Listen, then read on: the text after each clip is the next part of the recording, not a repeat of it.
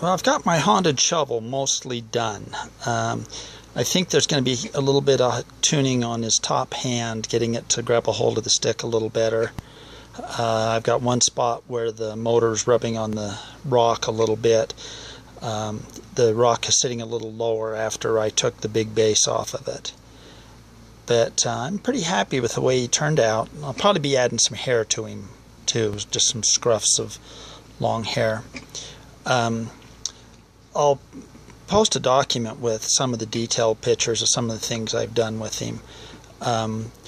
This is a cheap pose and stay skeleton, so I had to grind off the gears on his joints for his 2 arms and 1 leg that's on the shovel, so that they'd move around. The leg that he's standing on is rigid, or it's posable, so I can move, it sticks around. But I'm pretty happy with it. It's going to be okay.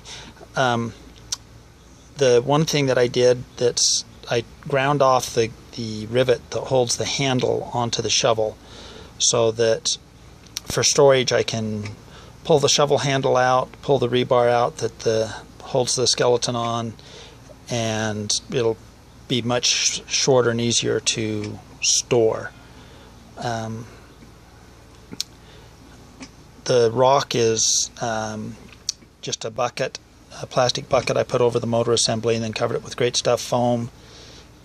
Used a hacksaw to kind of cut it down to a rock shape, and then sprayed it with some rock spray paint that I bought at Home Depot.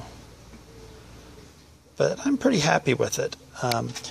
The base, the original base, when we were building it, I had that 2x8 screwed to a piece of wood. I know some people wanted it so they could mount it someplace flat and pile rocks on it or something to give it a little more stability.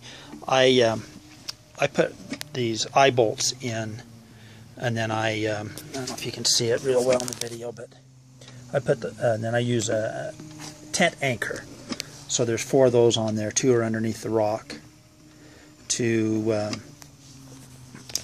keep it pretty rigid and solid.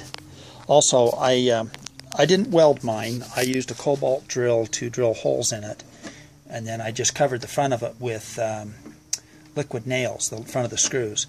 And of course the liquid nails I bought was a bright white liquid nails. I didn't know it came in different colors, so I just stuck some dirt and just tree debris stuff in there just to kind of cover it up. Another thing that I did, the rebar on the skeleton, I put a couple of eye bolts through the skeleton to hold it to the rebar, and then on the top one I've just got a piece of, or have a zip tie where I adjusted the height, so that works out pretty good.